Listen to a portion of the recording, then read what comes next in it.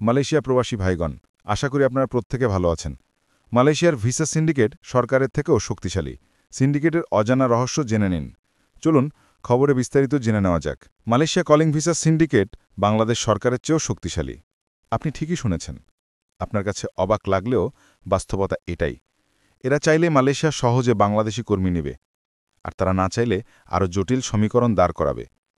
বাংলাদেশ সরকারের সদিচ্ছা থাকা সত্ত্বেও এই সিন্ডিকেট সহজে ভাঙ্গার ক্ষমতা আপাতত বাংলাদেশ সরকারের হাতে নেই। মূল আলোচনায় মালয়েশিয়া। বর্তমানে বাংলাদেশ ছাড়া তাদের নির্বাচিত সোর্স কান্ট্রির অনেক দেশের জন্য কলিং চালু আছে, কিন্তু আমাদের এই দেশগুলো থেকে খুব কম সংখ্যক কর্মী আসতেছে মালয়েশিয়াতে। মূল কারণ হচ্ছে বিশাল ব্যবসা। বাংলাদেশি সিন্ডিকেটগুলো যে অফার করে মালয়েশিয়ান কোম্পানিকে, তা অন্য দেশের কোনো এজেন্ট বা সরকারে এই অফারগুলো করবে না।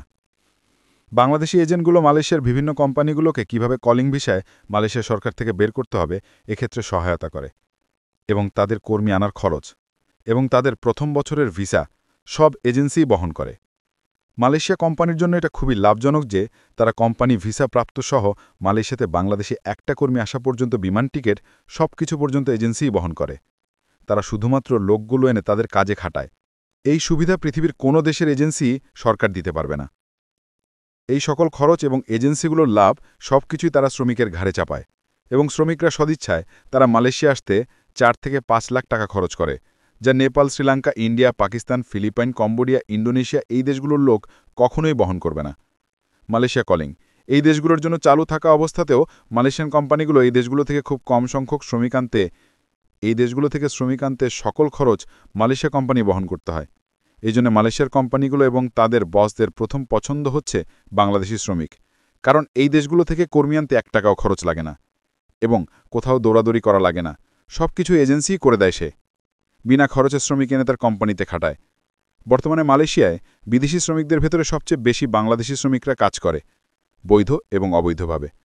আরও বেশি বাংলাদেশি শ্রমিক কাজ করবে। শুধু এই জটিল সমীকরণের কারণেই সবাই লাভ খোঁজে। মালয়েশিয়া সরকারও তার দেশের কোম্পানিগুলোর যেন লাভ হয় সেই সাপোর্ট দেয়। এখানে আপনি কার দোষ দিবেন? মালয়েশিয়ান কোম্পানিগুলোকে বুঝিয়ে মালয়েশিয়া সরকারের কাছে চাপ প্রয়োগ করে এজেন্সিগুলো যেন বাংলাদেশি কর্মী আনে, এবং মালয়েশিয়া সরকার কোম্পানিগুলোকে বাঁচাতে কর্মী নিয়োগ দেয়, এবং মালয়েশিয়া কোম্পানিগুলো বাংলাদেশি কর্মী আনার জন্য এজেন্সিগুলোকে পছন্দ করে এবং চাপ দেয়। এবং বাংলাদেশ সরকার যদি তার পছন্দমতো এজেন্সি দেয়, তারা সেটা মানতে চায় না, এবং বাংলাদেশি কর্মীগুলো 4 থেকে 5 লাখ টাকা খরচ করে মালয়েশিয়া আসার জন্য নিজে থেকে টাকা দেয়, এবং এখানে তাদেরকে কেউ চাপও প্রয়োগ করে না। সবকিছু হচ্ছে খুবই সদিচ্ছায়। তাহলে আপনি দোষ কাকে দিবেন? এইটাই সিস্টেম, সামনে এটাই চলবে, বর্তমানেও চলতেছে, এবং এই সিস্টেম ভাঙা খুবই জটিল এবং কঠিন। বলতে গেলে এই সিন্ডিকেট কর্মী নিয়োগ হওয়া বন্ধ হয়ে যাবে মালয়েশিয়াতে, এবং এটাই চরম বাস্তবতা। আমার কথা যদি বিশ্বাস না হয়, মালয়েশিয়ায় থাকা যে কোনো পুরাতন প্রবাসীর সাথে কথা বলেন, আপনি প্রমাণ পাবেন।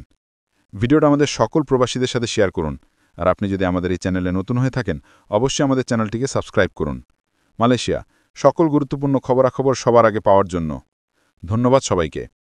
আমাদের সকল ভিডিও আপডেট সবার আগে পেতে আমাদের চ্যানেলটিকে সাবস্ক্রাইব করুন। সাবস্ক্রাইব করতে সাবস্ক্রাইব বাটনে ক্লিক করুন এবং বেল আইকনে চাপুন, যাতে আমাদের কোনো নতুন ভিডিও আপনি মিস না করুন।